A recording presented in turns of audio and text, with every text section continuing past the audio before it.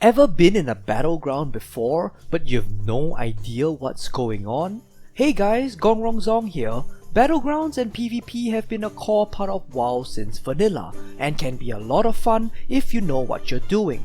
However, if you're new or unfamiliar with them, it can be a little overwhelming, especially since there are so many types of battlegrounds, and so many classes that you're going up against other than your own. In this video, we are going to go through everything you need to know to jump right into your first battlegrounds. If you have friends that play WoW who have very limited battleground experience, consider sharing this video with them, as it can be a little overwhelming to step into a PvP scenario with no prior knowledge of what's going on.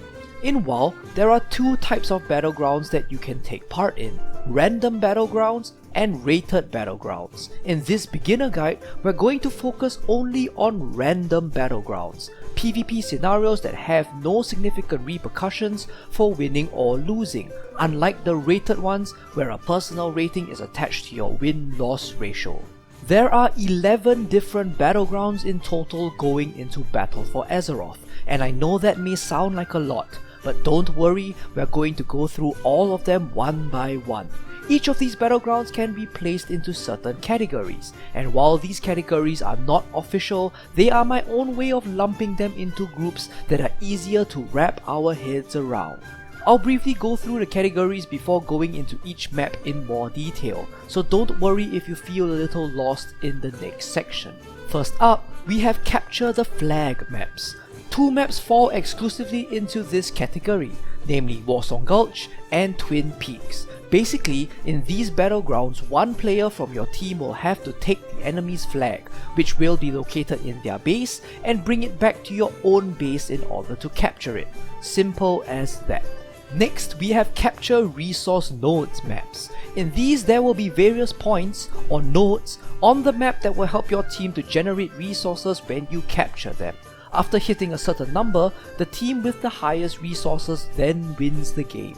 The maps that fall under these are Arathi Basin, Battle for Gilneas, the new Seething Shore map, Silvershard Mines, and Temple of Kot Mogu. In some of these maps, the resource nodes will be static and permanent, never changing their positions on the map. In others, they will move around, forcing your team to constantly move with them and escort them, or they can be even picked up and carried around in order to earn resources. Next, we have a category that combines both of these elements, maps that involve both capturing resource nodes and capturing the flag. Under this category, we have the Eye of the Storm and Deep Wind Gorge. Following these, we have maps where vehicles play a primary role in the maps. Strand of the Ancients, the only map that belongs solely to this category, a map that you will soon realize you will either love or hate simply because of its very objective-based gameplay. This map will be removed in Battle for Azeroth, and so I won't be going into it in detail, but I'm just placing it here as depending on when you watch this video, you may queue into this map. Lastly, we have a category that I like to term as large multiple objective maps. The two maps that fall here are Alterac Valley and the Isle of Conquest. These maps have numerous objectives, many points of offense and defense. They have vehicles, resource nodes, everything, and even have NPCs that will either help you out or that you'll have to kill. They are 40v40 maps, that is 40 players versus 40 players, so huge maps where big engagements occur regularly. Now that you've got a better idea of what types of maps there are, let's go through some common PvP terminologies that I'm going to be using throughout this video, terms which you will also commonly see in chat in these battlegrounds. If this is your first time in a BG, you're going to be bombarded with all sorts of new terms that you might have never seen before. Not to worry, because there aren't that many, and we're going to cover all of them right here. FC. Remember those Capture the Flag maps that we just went through? Well, FC stands for Flag Carrier, the party member on your team that is currently carrying the flag, or has been designated to carry the flag. You're going to hear things like help our FC, or escort our FC please, or let XXX be the FC, and so on. EFC. EFC is the opposite of FC, standing for Enemy Flag Carrier, the player on the enemy team that is carrying your flag. So you might hear things like kill EFC please or EFC in the tunnel or river, indicating on which part of the map the EFC is at, kill healers at the EFC, and so on. CC.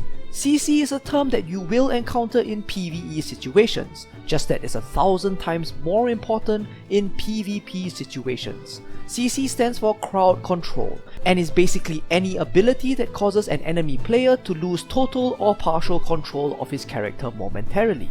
Any form of stuns, slows, hunter traps, warlock fears, druid entangles, priest mind controls, and so on all fall under this category. It's not something that you would necessarily hear in a BG, but it is a very common PvP term. Peel. Peel is a term used primarily by healers or flag carriers to request their team members to remove or hinder enemy players from attacking them. It is literal in meaning. Imagine peeling an orange, whereby the juicy inner part is your healer or flag carrier, and the parts of the skin are the enemy DPS. So you hear things like, peel from me please, or I can't do anything, or I can't heal if you don't peel. Basically, it's a term to indicate that you gotta help your healers out by getting enemy team members off of them. Rather than a request though, this is a strategy that would always be crucial to PvP. At all times, you should try your best to prevent enemy DPS from hitting them as far as possible, whether it be slowing them down, stunning them, or basically any type of crowd control, or just outright killing them. On D or on O.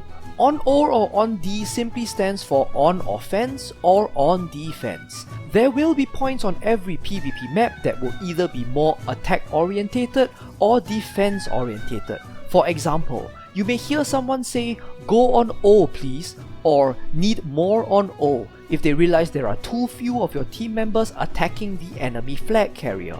Or you may hear, at least 2 stay on D please, on a resource node map, indicating their desire for at least 2 people to stay and defend that respective resource node. Okay, so now with all that covered, let's go through one last point. Death in Battlegrounds. Death operates very differently in BGs. In Battlegrounds, when you die, you will be teleported to a random graveyard and incur a respawn timer, anywhere from 1 to 30 seconds, depending on your time of death. There are no repercussions for dying, no repair bill for deaths in PvP besides a respawn timer. You'll be back in the game before you know it. Often sacrificing yourself, multiple times even, for the objective can be crucial to winning the game. So don't be afraid to die. Okay, so let's go through a basic overview of each battleground and some of their strategies in order to give you a clearer idea of what they entail. I may be making more videos that contain more in-depth and advanced strategies for each battleground, depending on how much you guys like this one, as there's just too much content to lump all together in one video, so be sure to look out for them in the coming weeks. Let's start with the first type, the Capture the Flag maps. Warsong Gulch and Twin Peaks are largely similar on a fundamental level.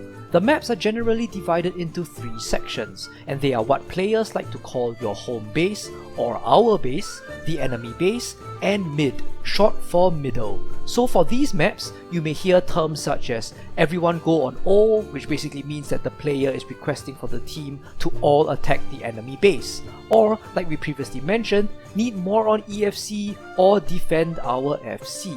There are a few win conditions for Capture the Flag maps. If your team is the first to capture 3 of the enemy's flags, the game ends and you win.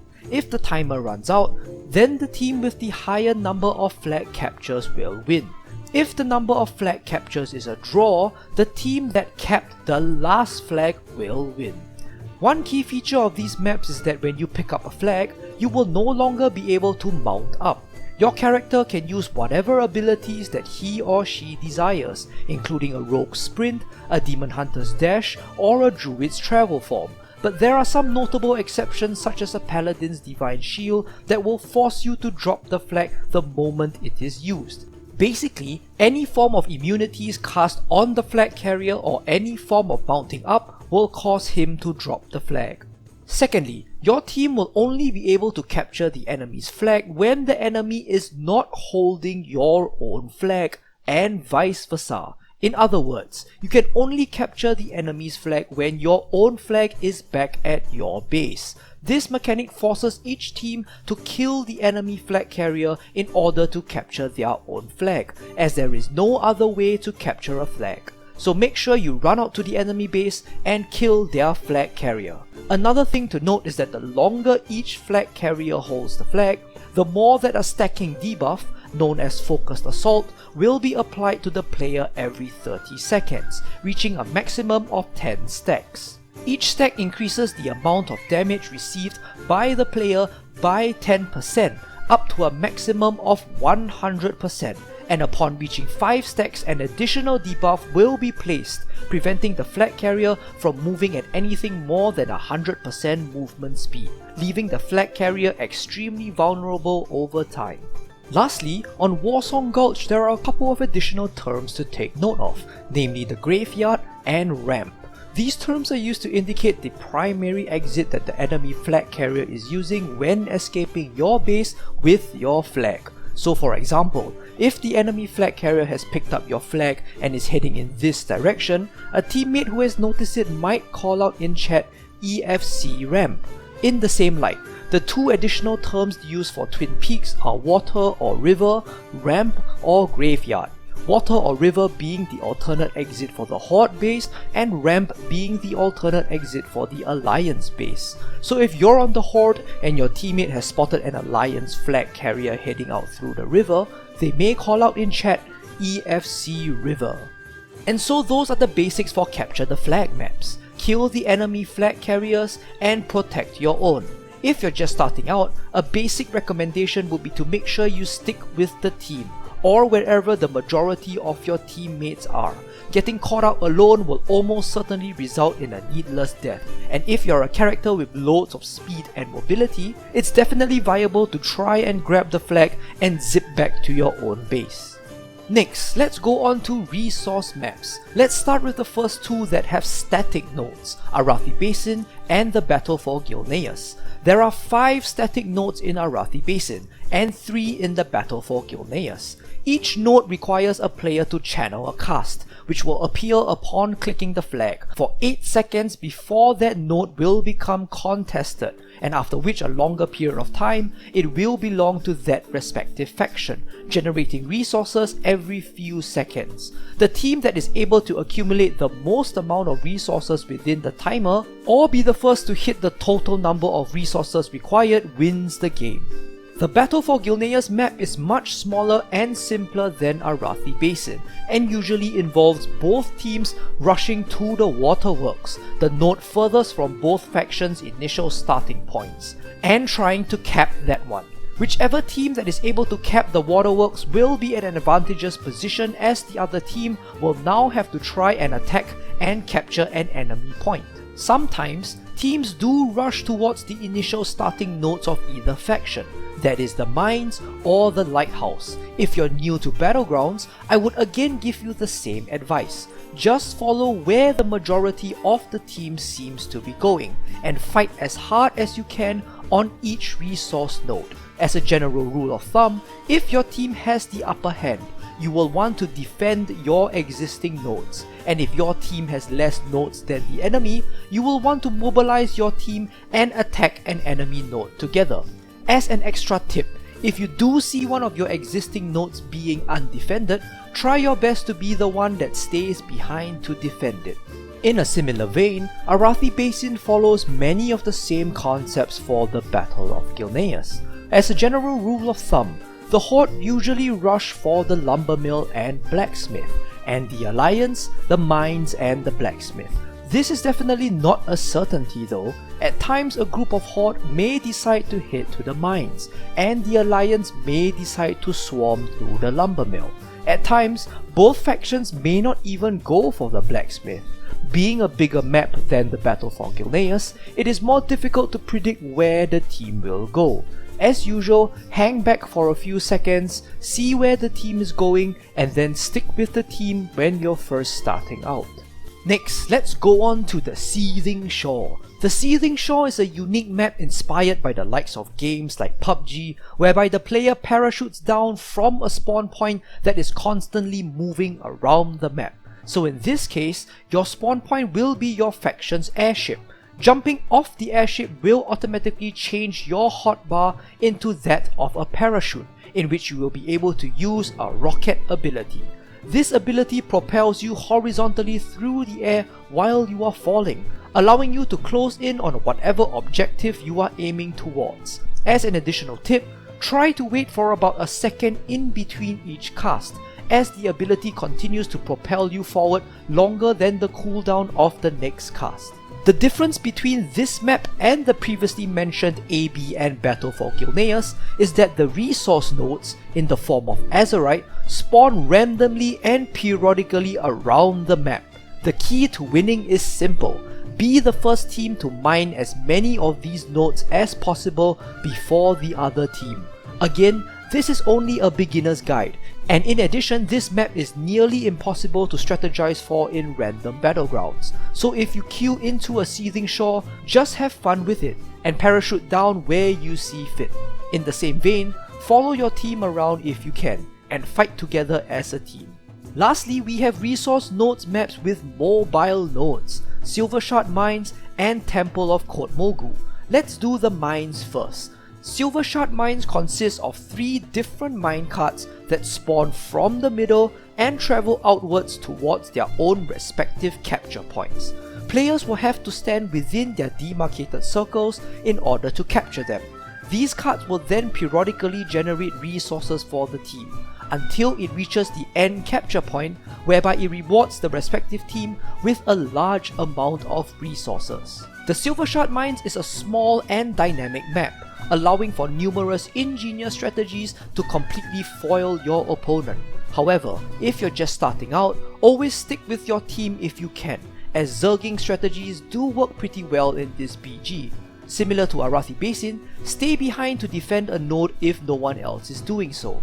It may result in your death, but may well reward your team with the victory. In contrast, the Temple of Kot Mogu map requires you to pick up resource nodes and hold onto them in order to generate resources. 4 huge orbs will spawn in the 4 corners of the temple. Clicking on them will allow your character to hold onto an orb, providing a buff that grants you increased damage, but also increases the damage that your character takes. It is important to note that the closer you are to the middle of the map, especially within the lower center of the map itself, the more resources your orb will generate. This causes each team to engage in massive and regular brawls in the middle of the map. Not much strategizing needs to be done for this map. There are only 2 basic rules. As a DPS or tank, if you are holding onto an orb, get into the middle of the temple with your team and try to stay alive as long as possible. If you don't have an orb, your number 1 priority is to get onto the enemy orb carrier. All other targets are largely irrelevant. In the same light, if you are playing as a healer, your number 1 priority will be to heal your orb carriers. The team that controls the middle will always win this map. Alright, now let's go on to maps that comprise of both of these elements. Maps that contain both flags that you can capture and resource nodes that you can take control of. There are 2 such maps, Eye of the Storm and Deep Green Gorge. In the Eye of the Storm map, there is only 1 flag, and it sits in the middle of the map. There is a tower at each of the 4 corners of the map that your team must capture, and it is captured by having your team members stand within its immediate vicinity for a period of time. The more people there are at a tower, the faster it is captured. This operates similarly to the minecarts in the Silvershard Mines map, except in this case, the towers are static and do not move. The flag in the middle is captured by a player, bringing it to a tower that his or her faction currently possesses. The flag cannot be captured at a neutral tower or a tower belonging to an enemy. Just as an additional tip, the place you capture the flag at is indicated by a small circle on the ground. Sometimes it can be hard to miss. Remember that you have to walk over to this point in order to capture the flag, and it does not automatically capture just because you are at a tower your faction owns. Most of the time, Each team charges out with the majority of their forces to the middle of the map when the gates open. As always, if you are first starting out, follow where the majority of your team is heading. The map can get very messy, so if you are in doubt, you can always try to stay back and defend a tower that you own, as it is very common for teams to leave their towers undefended in Eye of the Storm. On the other hand, Deepwind Gorge is like a merge of the Battle for Gilneas map and Warsong Gulch. Flags, or in this case, cards of gold, spawn on opposite sides of the map, and team members can run over to the other side and drag the cards back to their own home base, similar to flag captures. However, one key difference would be that the gold cards can be captured regardless of whether the enemy team is holding onto your card or not. The map also consists of 3 resource nodes, one at the top, one at the bottom, and one at the middle. It can get a little unpredictable where each team chooses to go. Most of the time, both teams will charge to the middle node at the beginning with most of your team members, but that won't always be the case. As always, follow where the majority of your team is going and you'll do just fine. Alright, so now lastly we come to the large multiple objective maps, Alterac Valley and the Isle of Conquest. It is going to be pretty difficult to describe any sort of strategies for these maps, as they require entire videos on their own. So let's just start with the basics. Let's start with Alterac Valley, or AV for short.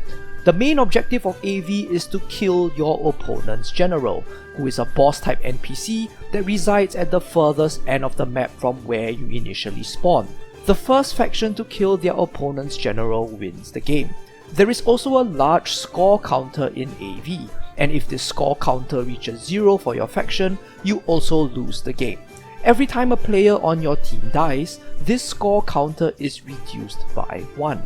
The strength of each faction's general is very high, and they must first be weakened before you engage them, as it is almost impossible to take them on without doing so.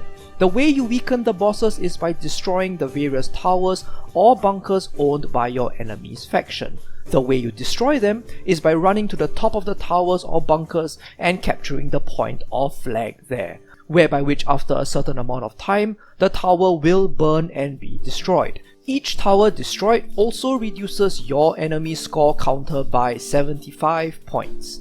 In addition to this, each faction also has a captain, a sort of mini-boss, that resides around the center of the map. Killing this captain will reduce your opponent's score by 100 points, and also weaken their forces in the battleground. In every random battleground of Alterac Valley, teams will always make a beeline for the enemy captain and kill him or her. At this point, I'd just like to mention the term backcap. Backcap is a term unique to only one BG, Alterac Valley, but is worth mentioning as you will hear it a lot when you're in there. To put it simply, you will be moving through the map as you capture the various towers and graveyards.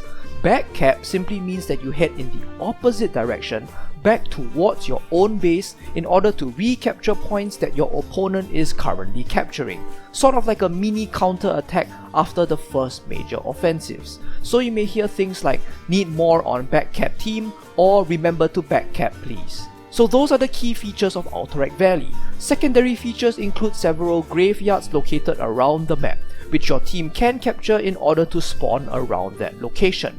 There are also 2 mines, one on each half of the map. These mines can be captured and award 1 reinforcement point every 45 seconds.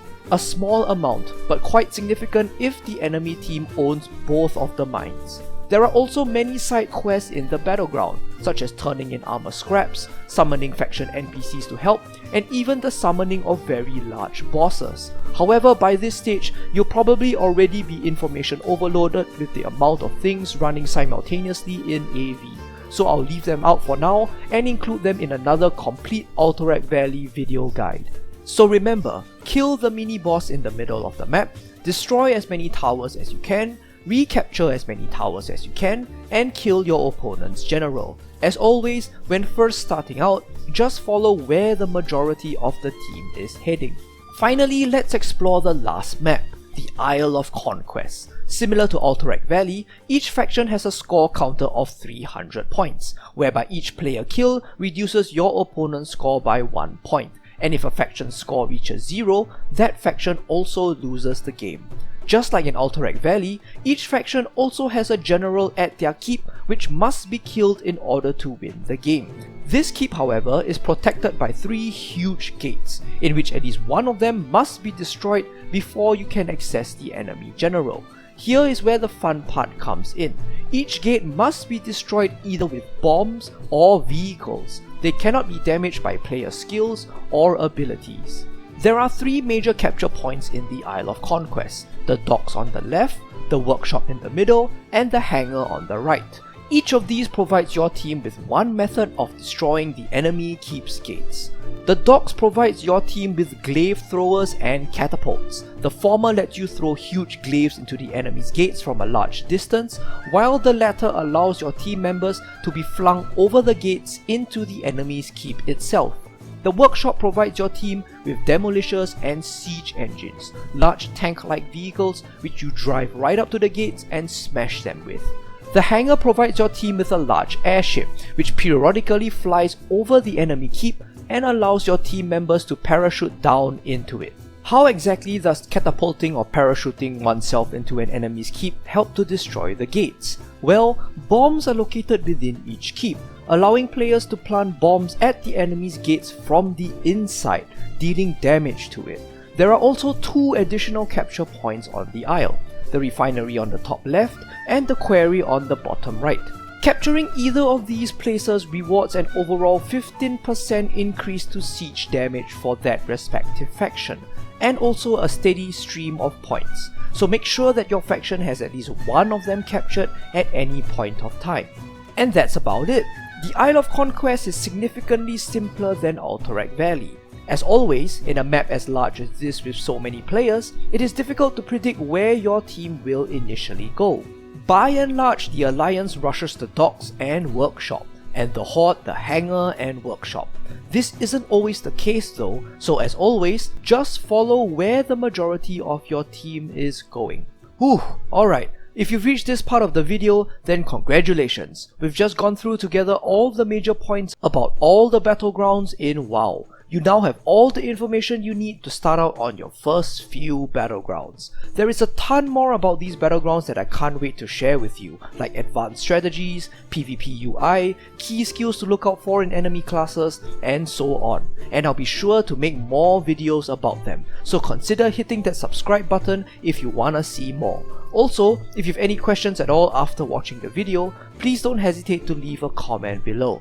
As always, thanks for watching, and I'll see you in Azeroth.